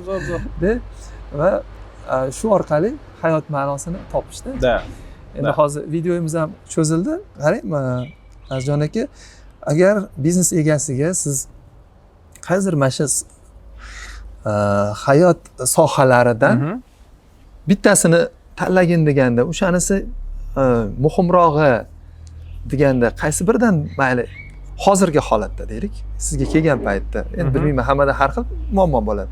Lekin o'shanga e'tibor bersaki, o'sha sohasi zo'rdir yoki ikkita uchta eng muhim sohalar qaysi soha? Soha deganingizda men bu siz aytgan men bu yo'nalishlardan, sog'liq, oila, moliya, ish, do'stlar, dam olish, shaxsiy rivojlanish, hayot ma'nosi. Ya'ni bittasini tanlaolmasangiz, hech bo'lmasa ikkita uchta, menda bu kitobda shunaqa joy borki, ko'p bo'lsa muammosi. Men aytaman, siz shunaqa sohani topingki, ikkita uchta. Ularni o'stirishingiz bilan qolgan sohalaringiz avtomatik o'sadi. Mana shu qaysi sohalar bo'lishi mumkin deb o'ylaysiz? Yo'q, bu yerda hammada har xil bir xil muammo bo'lmaydi. Ko'pchilikda har xil. No, men prinsiplar haqida gapiraylik. Men prinsipim ko'proq siz biron bir yo'nalishda rivojlanmoqchi bo'lsangiz, agar qaysidir yo'nalishingiz zaif deylik, biznesingiz yoki oila yoki sog'liq, agar siz fokus qilsangiz, ya'ni fokus qilib mana shu yo'nalishga bor e'tiboringizni bersangiz, rivojlanasiz. To есть zo'r bo'lib ketasiz. Haqiqatan ham zo'r bo'lasiz. To есть siz faraz qiling, faqat biznesga fokus qildingiz, ishga. Sizda 4-chi punkt ish deyapsiz. Biznesni rivojlantirmoqchimisiz? Biznesga fokus qilasiz. Fokus qilib turib, mana shu fokus qilganingizdan keyin xohlaysizmi, xohlamaysizmi, biznesingiz o'sadi. Oilangiz yaxshi bo'lmaydimi? Bo'lmasligi mumkin. Sog'lig'ingiz o'lishi mumkin. Do'stlar bilan umuman gaplashmay qo'yishingiz mumkin. No, biznesingiz o'sadi. Nimaga? Chunki fokus qilgansiz. Tushunyapsizmi? No, siz boshqa terminda ishlatdingiz, baxtli bo'lasizmi? Siz ni fakt. No, maqsad nima edi? Maqsad biznesni o'stirish. Maqsad baxtli qilish emas edi. Siz nima bo'lmoqchisiz? Baxtli bo'lmoqchisiz? Yoki biznesni o'stirmoqchisiz? Yo'q, ikkalasini bo'lsa, siz balans qilishingiz kerak. Shu mana shu hayot balansi. Agar balans qilmasangiz, unda qiyin.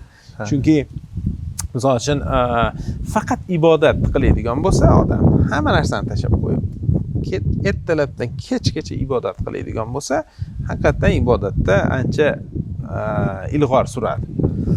No, ishi qolib ketadi, oilasi qolib ketadi va hokazo. U yo'lda u qaysidir darajaga erishishi mumkindir, no, bu yog'i qolib ketadi. Qolib ketaversin desa, unda bu sizning yo'lingiz. To есть siz tanlashingiz kerak. No, odatda baxtli, ya'ni baxt deganda hammaning har xil tushunchasi bor. No, o'rta statistik inson tushunadigan baxtli hayot kechirish uchun bu balans muhim. Va men qanday qarayman? Ayniqsa bizni biznesmenlarda, bizni tadbirkorlarda bitta boshqa muammo bor. Imенно biznes qilayotganda bir nechta biznes qilishadi. Aytaylik, 3-4 ta biznesi bo'ladi. 3-4 ta va har xil sohada. Серийный предприниматель. Ekosistema ham emas, серийный предпринимательman deydi va hammasi ichida o'tirgan bo'ladi. O'zi boshqaradi. Endi men aytaman, faraz qiling deyman, sizda endi siz 8 taga bo'libsiz, men bir 4 taga bo'laman. Aytaylik, sizda mana biznesingiz bor, oilangiz bor, o'zingizni sog'lig'ingiz, hayotingiz va hokazo o'zingiz bor. Jamiyat bor. Do'stlar va hokazo yana nimada va ibodat o'sha qanaqadir o'zingizda. Nimasini qo'shdim? Bu odatda jamiyatda oilaga qo'shaveradi. Hali nimada deb. Mana shu aytaylik, mana shu 5 ta qiladigan bo'lsak, mana shu 5 ta nimadan sizda 100 energiya bo'ladigan bo'lsa 20 dan bo'ldik deylik. Resursingiz. Vaqtingiz, sog'lig'ingiz, e'tiboringiz, mehringiz va hokazo, pulingiz 5 ga 100 bo'lsa, 20 balans qilib bo'ladigan bo'lsangiz 20 dan bo'ldi. Biznesda o'zida endi haligi 20 ni siz yana 3 ga yoki 4 ga bo'lyapsiz, chunki biznesingiz 4 ta. 4 ga bo'ladigan bo'lsangiz, har bittasida 5 tadan bo'lyapti-da. Agar bitta bo'lganda siz 20 ni ajratgan bo'lardingiz-da mana shu yerga. No, sizda 3 ta yoki 4 ta biznes bo'lgani uchun hammasini olib ketmoqchisiz, bu yoqdagi balansni ham olib ketmoqchisiz. Keyin odatda nima bo'ladi? Odatda sizga bu yerda har bittasiga 20 dan kerak bo'lganligi uchun siz yo ibodatdan, jamiyatdan, oiladan, o'zingizdan olishni boshlaysiz. Balans buziladi. Va biznesga kirishib ketasiz va 4 ta biznes bo'lgani uchun, har xil yo'nalishda bo'lgani uchun siz eplashingiz juda qiyin bo'ladi. Bu bir. Ikkinchisi, balansni ham buzib qo'ygan bo'lasiz. O'shaning uchun aytaman, baraka toping, balansni ushlayman desangiz, mana bu yerda biznesda fokus qiling deyman. Hatto bitta biznes qoldiringda, o'shani o'stiring. Nima qilasiz 4 ta biznesda? Ko'p pul topmoqchiman. Ko'p pul topish uchun bitta biznes kerak. 4 ta biznes bilan ko'p pul topib bo'lmaydi. Aksi bo'ladi. Kamroq pul topasiz, plus balansni buzib qo'yasiz. Fokus o'ta muhim. Agar siz bitta biznes qilib turib, bor energiyani o'sha biznesga qilsangiz, yorib yuborasiz. Dahshat bo'ladi, lekin balans bo'lmaydi. Shu yorib yuborib balans ham qolsa-chi? Qiyin. Siz nima qilasiz yorib yuborib deyman. Demak, unda bunaqa xulosa qilsak bo'ladi-da.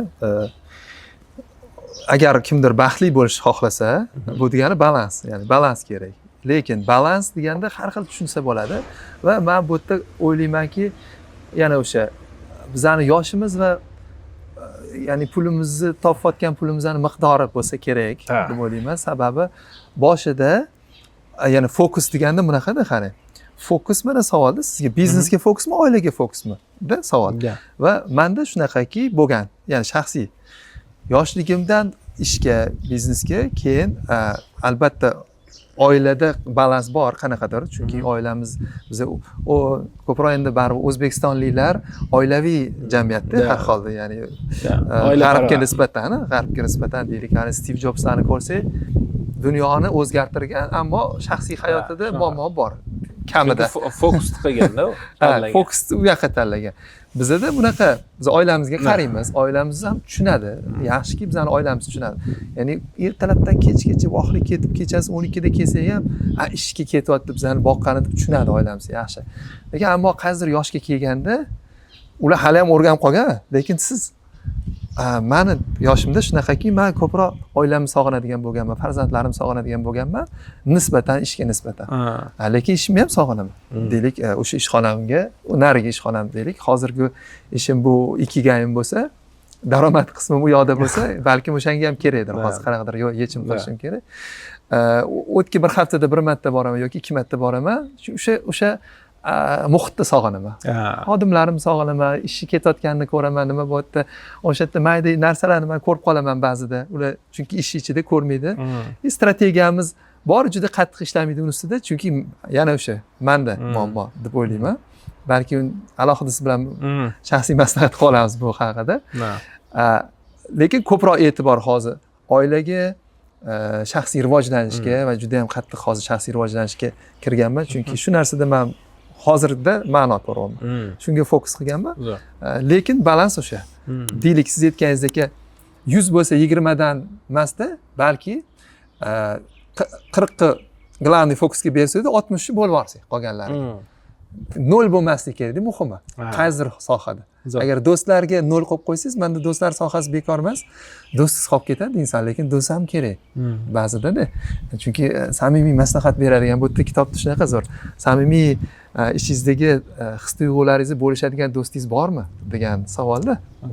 Bu chunki ba'zida kerak. Psixologga ham aytamiz, turmush o'rtog'ingizga ham aytamiz, lekin do'stingizga aytasiz, u chunki samimiy inson. Shu bilan bir xulosa qiladigan bo'lsak, nima deysiz? Balans deganda mana men o'zimni tushunchamni aytdim. Siz balans deganda nima tushunasiz? va nima maslahat bergan bo'lardingiz tadbirkorlarga? Mana hozir siz aytdingizki, hozir 100 tacha bilan gaplashdim, lekin raqam katta bo'lishini xohlaman va katta bo'lishi imkoni shu video orqali. Chunki biz bir vaqtda o'zida bir nechta joyda bo'la olmaymiz, lekin videomiz bir vaqtda o'zida millionta joyda bo'la oladi. Va siz tadbirkorlarga nima maslahat bergan bo'lardingiz hayotini balans qilishga va balki etaplarga bo'la olsangiz ham bo'lishi mumkin. Boshlovchi tadbirkor, hozir o'rtadagi etapdagi tadbirkor va yuqori darajaga chiqqan tadbirkorga. Yaxshi savol. Bu yerda bu bitta maslahat berish hammaga juda qiyin. Nimaga? Chunki hammani kasali har xil. Hammada har xil maqsadlar bo'ladi, har xil holatda bo'ladi. Bitta umumiy agar aytadigan bo'lsangiz maslahat, bu har bir qilayotgan ishimizni biz ongli qilishni odatlashimiz kerak. Ya'ni ongli deganda nima uchun qilyapman? Ya'ni jamiyat menga bog'laganmi uni? Da, nima uchun? Menga qiziqmi bu? Menga nimalarga erishmoqchiman? Agar shu savol beriladigan bo'lsa, ko'p ishlarni biz qilmay qo'yamiz. To'xtab, bu nima qilyapman bu ishni? Da, bu ish yoqmayapti menga. Xo'p, nima ish yoqadi senga? Menga o'zi mana bu ish yoqadi. Xo'p, bu ishni qil, boshqa biznes qil, boshqa ishga kir. Endi bu ishda men mutaxassis bo'lganman. Sen xo'p, o'sha mutaxassis bo'lgan ekansan, hech bo'lmasa yomon ko'rmagin deyman. Ya'ni biron bir narsani qilsak, biz ongli qilishimiz kerak. Agar yomonmi, bo'ldi, men mana shuni qabul qildim, bu yomon ekan, lekin mana shundan yaxshi taraflarini topishga harakat qilaman. Agar o'zgartirmasa ham. Chunki qabul qilsin. Что, ayblamasdan yashaylik. Хотя бы, tushunayapsiz? Yoki almashtir. Menga yoqmaydi, to'xta, seni birov majburlayapmi shu yerda ishlashga yoki shu biznesni qilishga majburlayapmi? Birontasi? Yo'q, hech kim majburlamayapti. Bu majburlamayapti. Majburlamaydigan bo'lsa, o'zing qilyapsan. Yomon ko'rib qilmagin. Yaxshi ko'ra olmayman, yaxshi ko'ra olmasang ham hataba ayblamasdan qilgin. Ba'zilar chiqib olib, bu davlat yomon, bizning soliq siyosatimiz yomon, bizda u yomon, bu yomon. To'xta, seni birov majburlamayapti. Bor, ket. Bor, boshqa joyda qil shu biznesni. Boshqa joyga ketolmayman-da. Bo'lmasam jim o'tirib to'g'ri ishlagin. To'ysali ayblamasdan ishla. Yoki ishlama. Shu. Iloji yo'q deydi. Nima? Ishxonada ham shunaqa. Ishxonada boshliqni yomonlaydi, uni yomonlaydi, tizim yomon, kollega yomon, bu biznesning egasi yomon. Seni majburlamayapti ishlagani. To есть mana shu narsa birinchi o'rinda o'sha insonni o'ziga ziyon. Chunki u har kuni negativ energiya bilan keladi, negativ energiya bilan ketadi, o'zi oilasi ham yaxshi bo'ladi, o'sha negativ bilan borgani uchun oilasi bilan ham yaxshi emas. Shuning uchun maslahatim, birinchi maslahat ongli yashashni boshlaylik. Ya'ni biron bir narsa yoqmayaptimi, uni yoqmayotganligini sababini topib yo o'zgartiraylik, o'zgartirmasak хотя бы yomonlamaylik. Просто короче bo'ldi, men qabul qildim. Bu bir. Ikkinchisi, agar qaysidir mana siz aytayotgandek balansi buzilgan bo'lsa, men ham ko'pincha balansga katta e'tibor beraman. Ayniqsa o'rta kichik biznes vakillarida, chunki o'zining sog'lig'i yaxshi bo'lmasa, u oilasida holati yaxshi bo'lmasa, doimiy stressda yurgan bo'lsa, ishiga ham bu aks etadi. Shuning uchun aytaman, yo'q, sog'liqni yaxshilash kerak, oilani yaxshilash kerak, o'zimiz ustimizda ishlashimiz kerak, shaxsiy rivojlanish muhim. Chunki siz biznesni poydevorisiz, ustunisiz. Такой fundamentisiz. Sizga qarab turibdi hamma narsa deyman. Ham butun biznes. Chunki kichik, o'rta biznes vakillari o'sha biznes agar siz shaxs sifatida o'smasangiz, rivojlanmasangiz, biznesingiz ham qolib ketadi. Nimaga? Chunki yaxshi xodimlarni olib keladi, ularda tushunmay o'tiraveradi. Va konflikt chiqishni boshlaydi. Konfliktni yechishda eng zo'r yo'li, o'zi ikkita yo'li bor. Biri o'zi ham o'sib, ularga tenglashib olish kerak. Ikkinchi yo'li ularni olib tashlab pastroqlarga qo'yish. O'shanda tenglashadi-da. Ular ikkinchi yo'lni tanlaydi. Ularni haydaydi-da, aqlli bo'lar deydi. o'ziga mosini qo'yib oladi. To'xtang, o'zingiz rivojlanishchi opsiya emasmi deyman. То есть o'zi o'sish kerak. O'zini ustida ishlash kerak. Ya'ni biznes hech qachon biznes egasidan o'zib keta olmaydi degan gap bor. Juda qiyin-da o'sib ketishi. Juda qiyin. U korporativ darajaga chiqqanda o'sib ketadi aniq. Chunki u yerda bo'lim boshliqlarini qo'yadi, boshqa qiladi. O'sha katta tizim. Bu katta biznes. Kichik o'rta biznesda o'sa olmaydi. O'sha kichik o'rta biznesda nima uchun buni gapirdim o'zi? Hali balans nuqtai nazardan, ya'ni shaxsiy rivojlanishga e'tibor bermaslik, faqatgina biznesda ichida yurib, oldi berdi ishlab chiqarish, hamma narsalarda yuribdi, tizim qilyapti-yu, o'zi misol uchun kitob o'qishga vaqti yo'q. Yangiliklarda o'sha yo'nalishda yangiliklarni izlanishga, o'rganishga vaqti yo'q. Biron bir treningga borishga vaqti yo'q. Biznes strategiya qilishga ham vaqt yo'q. Da, strategiyani ustida o'ylashga, o'rganishga vaqti yo'q, chunki rutinani ichida. Ya'ni shaxsiy va professional o'sishga, hali balansida e'tibor bermayapti. Faqat bu yerga. Sog'liqqa e'tibor bermasa, u aniq endi. Kasal bo'lib qolsam kim qiladi deydi. Professional rivojlanishga, shaxsiy rivojlanishga e'tibor bermasa ham biznesga ta'sir qiladi. Oilasiga e'tibor bermasa, biznesiga ta'sir qiladi. Chunki oilasida har doim janjal bo'lsa, ertalab kelib, u nima bilan boshlaydi? Korxonada janjal bilan boshlaydi-da. Har kuni janjal bilan boshlagandan keyin kim qoladi? Hamma ishchilar ketaveradi. O'shaning uchun ham bu balansda ushlash o'ta muhim. Даже baxtli yasha aytaylik, menga baxt kerak emas, menga biznes kerak desa, o'sha biznes uchun hayot kerak. To'g'ri. Dali, baxtli hayot ketmasa. Balans bo'lmasa biznes ham rivojlanmaydi. Da, bu juda qiyin. Rivojlantirish mumkin, uning uchun o'zim yashayman, oilam ham yo'q, boshqa ham yo'q, deb turib fokusi o'ta haliginaqa avtoritar inson, u oilasini ham, jamiyatga ham tupurib qo'ygan, faqatgina biznesim deydi. Fikri hayoli faqat pul topishda, biznesni o'stirishda, bir haliginaqa bir qattiq qo'l xarakteri ham shunaqa inson bo'ladigan bo'lsa, balkim unaqa bo'lib yashashdan nima ma'no deyman. Shuning uchun men baxtli bo'laman-da. Bari kerak ekan. Shunaqa. Shumi maslahatlar? Endi asosiy endi maslahat shu edi.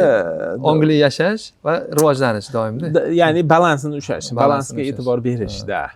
Balansga e'tibor berish. Endi u ongli yashashning ichida negativ fikrlardan uzoqroq bo'lish, ya'ni nolimaslik. Nolimaslik dedim. Ya'ni o'xshamayapti biror narsa yoki qaysidir tashqi faktorlar sizga ta'sir qilyaptimi?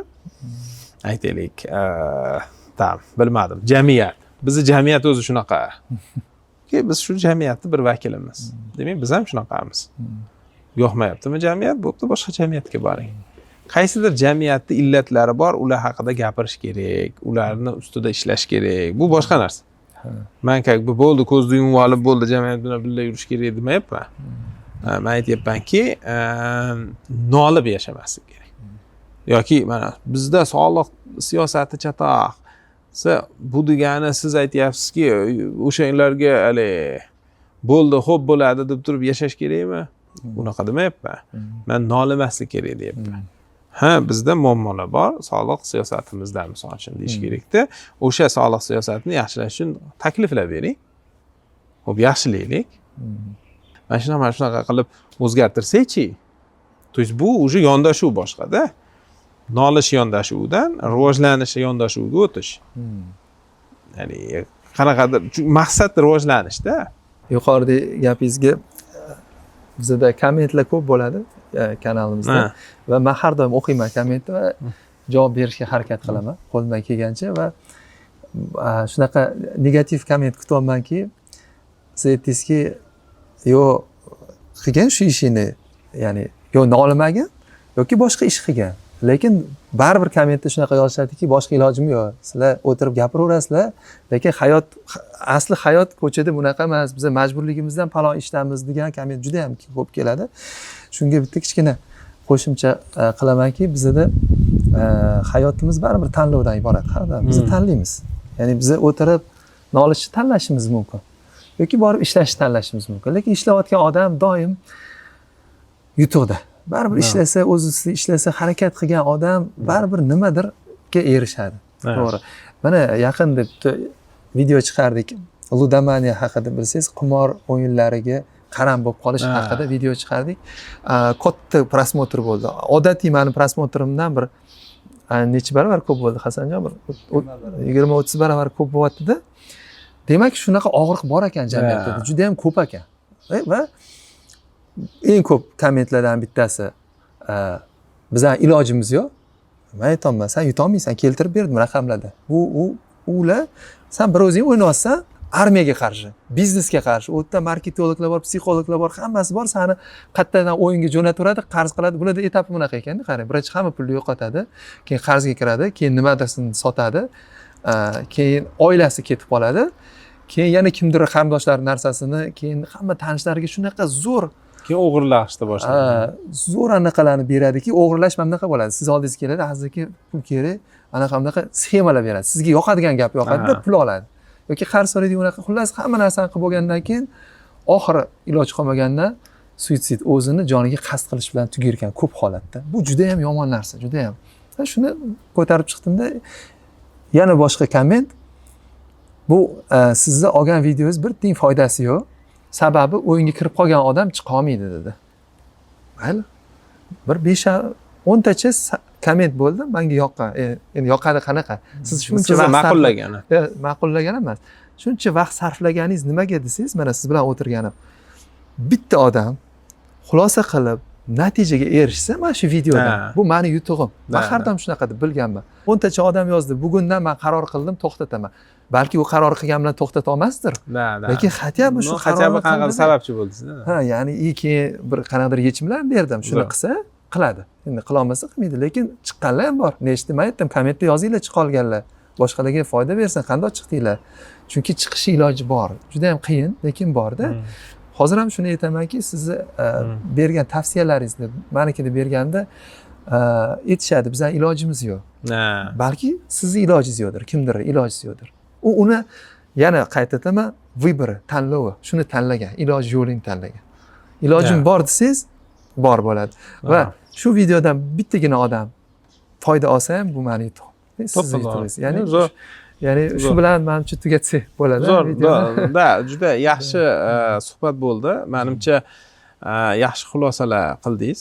Haqiqatdan ham bunga ozgina qo'shimcha, qo'shilish kommentariyasini aytmoqchiman. Men ham qo'shilaman bunga.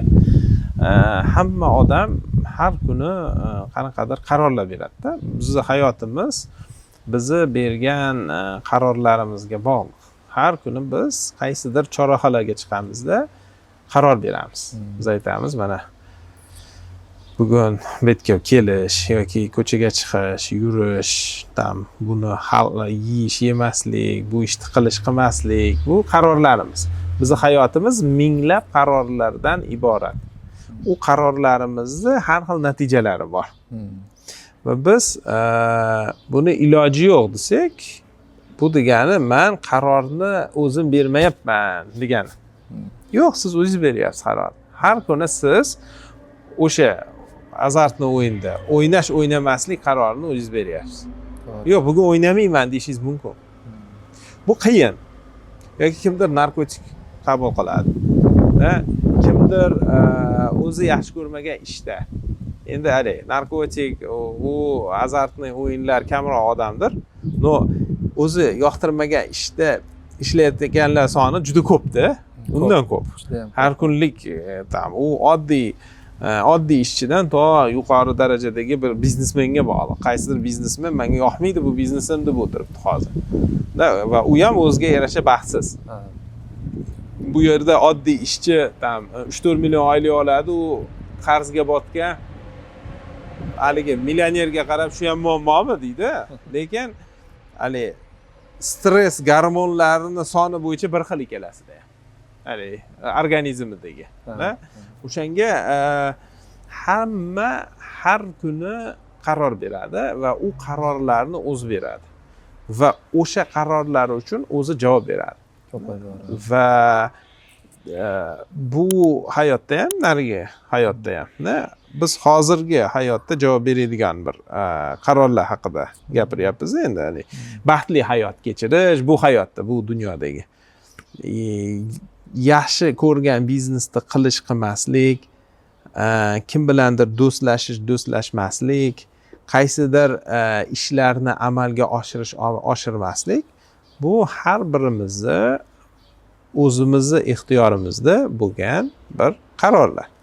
Biz qul emasmiz-ku, bironta oldingi zamonda qullar bo'lardi. Ularni o'zini ixtiyorida bo'lmagan. Agar birontasida qullikka tushib qoldim desa, hozir zamonaviy qullar ham bor. Pasportni olib qo'ygan, boshqa qilgan, ilojim yo'q desa, okey. Bu noqonuniy qaysidir holat. Odatda unaqa emas-da. Prosta buni agar anglasa, ongli qaror bersa, bu juda qiyin. Bu katta transformatsiyani talab qiladi. Ichida jur'at talab qiladi-da. Odam jur'at qilib, mas'uliyatni olib birinchi qadamni qilish kerak. Va uni hayoti oldingidan yanada yomonlashib ham ketishi mumkin, chunki ishdan ketib boradi-da. Zato qaror bergan bo'ladi-da. Va izlanishda to'xtamasdan, mana seni deb qaror berdim, hozir ishsiz o'tiribman. Men senga ishsiz o'tirgin deb bo'ldim. O'zing yaxshi ko'rgan ish bilan shug'ullangin dedim. Yoki yaxshi ko'rmagan ishing bo'lsa ham nolimasdan ishlagin dedim. O'shanda ishingda baraka paydo bo'lardi. O'shanda sen ishingda o'sishni boshlarding, rivojlanishni boshlarding. Chunki noliydigan odamni hech kim yoqtirmaydi. Kollegalar ham yoqtirmaydi, biznesda egasi ham bo'lib yoqtirmaydi. Qarang, bu zo'r mutaxassis juda noliydi deydi. Tushunyapsizmi? O'zini ham bu zo'r odam vechni noliydi. Yaxshi ishlasak ham bizga har doim yomon qaraydi deb biznesda egasini ham yomonlash mumkin. То есть o'shanga o'sha ichki o'sha sizni qilayotgan yo'nalishingiz ichki transformatsiya bilan shug'ullanish. Bu ham juda katta talabgor yo'nalish deb o'ylayman. Bizda hali rivojlanmadi bu coaching. No, menimcha agar bu produktni ham oxirigacha olib borsangiz, klientlari ko'p bo'ladi deb o'ylayman. Endi og'riq bor-da, o'zimda bor, insonlarda bor, transformatsiya. Mana boy shuncha gapirdik, yechim so'rashadi-da ko'pincha. Yechim mana tanlovdagi. Ya'ni sizni tanlash imkoningiz bor. O'tirib kommentda ilojim yo'q deyishingiz mumkin yoki rivojlanishingiz mumkin. Biza mana men nega boy aytdim, ishchi biznesi puldan boshlanadi har doim. Missiya degan tushuncha bo'lmaydi. Nega? Menda shunaqa bo'lgan. Nega? U davrda bunaqa ilmlar bo'lmagan hozirgidek. Siz o'zingiz eslaysiz, siz bizdan 1-2 yosh kattasiz. Men hozir 44 ga qarab ketyapman va men biznes boshlagan paytimda umuman biznes literatura bordir, bizni o'qish aniq madaniyati bo'lmagan. 0 va men deylik 2005larda 2006larda biznes boshlagan bo'lsam, birinchi kitobim 2009da bo'lgan. Jack Trott'da Marketingovые войны degan. Keyin Kiyosakini, mana u klassika, ya'ni deylik boy ota, kambag'al ota, shunaqa narsalar bor ekanmi deganman. Ya'ni menga bir olam ochilgan. Shunaqa olam bor, do'stlar. Ya'ni o'tirib ilojim yo'q deyish variantingiz bor, bu ham tanlov va oqibati ham o'sha bo'ladi. Ya'ni mas'uliyat olasiz. Men ilojim yo'q desangiz, ya'ni etdingiz, lekin keladigan B nuqtangiz ham o'sha bo'ladi. Ya'ni o'sha hech narsa qila olmaganingiz. Yechim bor. Mana Azjon akam borlar, nechta ustozlar bor. Ko'pchilik aytadi, sizlar sotmoqchisizlar. Balki sotmoqchimiz, to'g'ri, bizning xizmatimiz shu. Hop, oginglar kelmasa tekini bor. Mana video shu tekin. Kitoblar deylik qimmat emas. Kitob o'qing, rivojlaning, bepuldan foydalaning, sun'iy intellektdan foydalaning. Sun'iy intellektda ham juda ham ko'p yechimlar bor. Muhimi rivojlanishdan to'xtamang, do'stlar. Zo'r. Mashqda eng muhimi, to'g'ri? Menimcha, zo'r, juda yaxshi yakuniy nuqta qo'ydingiz. Rivojlanishdan to'xtamaslik kerak. Doimiy harakatda bo'lish kerak. Yechim bor, pulligi, bepulligi bahona faqat har doim bizda. Sog' bo'ling, rahmat katta. Rahmat. Maza qildim, zo'r suhbat bo'ldi. Atmosfera ham zo'r.